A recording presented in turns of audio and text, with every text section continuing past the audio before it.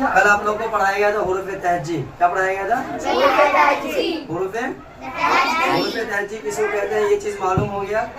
और हुरूफ को अदा करके भी बता दिया गया था कि हुरूफ को कैसे अदा किया जाता है।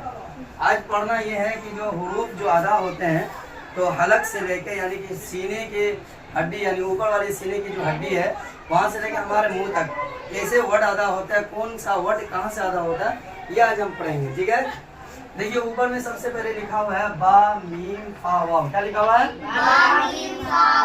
बा मीम फा वाव। ये जो है हमारे होठ से अदा होता है। ये जो वर्ड है कैसे अदा होते हैं? होठ से। अदा करके बोलो, बा मीम वाव। देखिए बा के मीम के अदा करने में, फा के मीम के अदा करने में होठ पे होठ लगता है और वाव के अदा करने में हमारा होठ गोल होता है। ये चीज समझ गए ना जी? अब देखिए सामने ये जो यहाँ से जो लिखा हुआ है ये ज़ा हो गया, दाल हो गया, ता हो गया, ता हो गया, दाल हो गया और ता हो गया। ये जो है जबान का नोक, ये समझे एक तरह का जबान का स्ट्रक्चर बना हुआ है, जबान का नक्शा बना हुआ है। ये जबान से जैसे जैसे वर्ड अदा होता है ये चीज यहाँ लिखा हुआ है। सबसे पहले देखिए यहाँ क्या लिखा हुआ? ज़ा। क्या लिखा हुआ? ये क्या लिखा हुआ? दाल। ये क्या लिखा हुआ? ता। ये क्या लिखा हुआ? ता। ये क्या लिखा हुआ? दाल। ये क्या लिखा हुआ? ता। यानी कि ये चार जो वर्ड है ये कैसे अदा होता है कि हमारे जबान के नोक से नीचे के जो दाढ़ है उसमें लगाते हैं। जैसे कि बोलिए लाल लाल,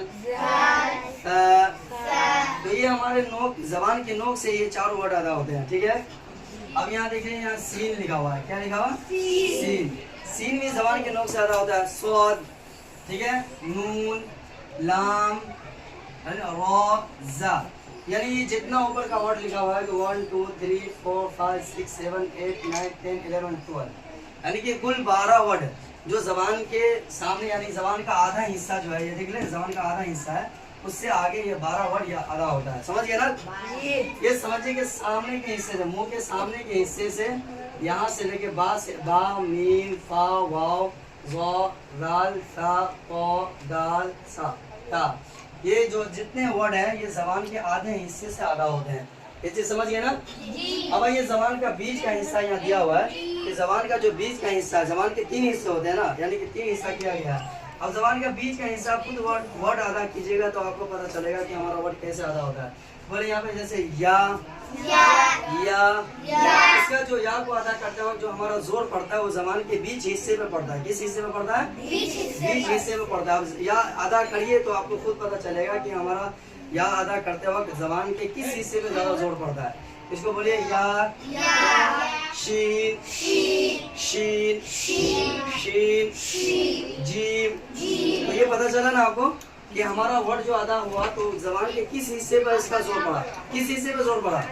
जबान के बीच हिस्से पे जोर पड़ा। अब देखिए जबान का साइड का हिस्सा है जिससे ज़ा अदा होता है। ये हमारा समझिए कि दांत, ये दाढ़ू यानी ये दांत के जड़ है। ये जो क्या है? दांत के जड़ है जिसके यानी ये जबान को दोनों दांत के जड़ों में सटाने से ज़ा अदा होता है। क्या होता है? ज़ा अदा होता है। क्या होता है? बोले अदा करके देखिए तो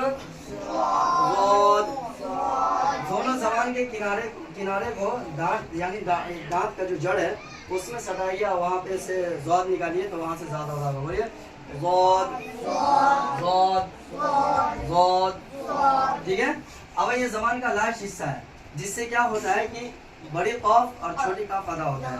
ठीक है, बड़ी कॉफ के अदा करने में हमारी आवाज़ जो है मोटी होगी और छोटी कॉफ के अदा करने में हमारी आवाज़ क्या होगी? पतली सी, बारीक सी होगी। जैसे अदा कीजिए काफ, कैफ। ये वर्ड कहाँ से अदा होता है? जबान के आखिरी हिस्से से।